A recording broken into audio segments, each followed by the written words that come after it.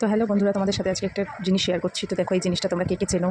তো এটা হচ্ছে কাঠবাদাম। আমরা সেই ছোটোবেলার স্মৃতি, ছোটোবেলায় যখন স্কুল যেতাম একটা গাছ ছিল, তো সেই গাছ থেকে আমরা নিচে অনেক পড়ে থাকতো, আমরা কুড়িয়ে কুড়িয়ে বাড়ি নিয়ে আসতাম।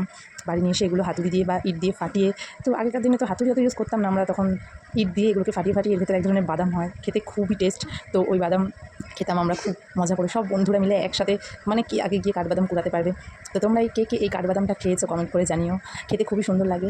তো আমাদের কিছু কিছু ছোটোবেলার এই স্মৃতিগুলো, এই ফলগুলো দেখে মনে পড়ে যায়। তো এই ফলটা আমি আজকে পেয়েছি আমাদের একটা গাছের তলায়, হয়তো কোনো পাখিতে এনে ফেলে রেখেছিল।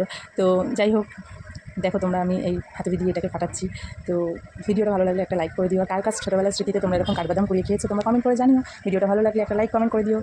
সবাইকে শুভ দুপুর, অসংখ্য ভালোবাসা।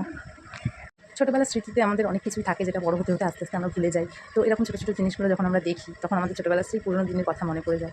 তো তোমাদের ছোটোবেলার স্মৃতিতে তোমরা কে কী করেছো সেটা অবশ্যই মনে করে। আমরা আরও কিছু করেছি, আরও কামরাঙ্গা কুড়িয়ে খেতাম মানে গাছ থেকে, স্কুল থেকে আসার পথে, যাওয়ার পথে। তো এখনকার বাচ্চারা এইসব স্মৃতিগুলো, এইসব আনন্দগুলো কোনো দিনই আর উপভোগ করতে পারবে না, কারণ এখনকার দিনে বাচ্চাদের গার্জেনরা সবসময় তাদের স্কুল দিয়ে আসা নিয়ে আসা করে।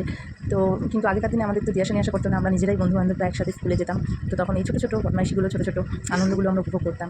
তো এখন দিন বদলে গেছে, সময় বদলেছে, তার সাথে সাথে তাদের খেলাধুলা সব কিছু চেঞ্জ হয়ে গেছে, স্কুল যাওয়ার সমস্ত কিছুই চেঞ্জ হয়ে গেছে। তো তবুও তারা এইভাবেই নতুন সময়টাকে আনন্দে উপভোগ করছে, আর আমাদের সেই স্মৃতিগুলোকে আমরা খুবই মিস করি, খুব। তো সত্যি আমি যখন কাঠবাদামটা পেয়ে আমি তো কী আনন্দ, যে বহু বছর পর, হয়তো বহু বছর পর আবার এই কাঠবাদাম খাবো। তো আমি তো প্রচুর খুশি হয়েছিলাম, কিন্তু দেখো ঠিক মতন ভাঙতে পারিনি, গোটা বেরোয়নি, নয় খুব সুন্দর গোটা গোটা বেরোয়, কিন্তু এটা তো গোটা বেরোয়নি, একটু ভেঙে গেছিলো। তো ঠিক আছে, এখানে আমি আমার ভিডিওটা ইতি করছি। তো সবাই ভালো থেকো, সুস্থ থেকো।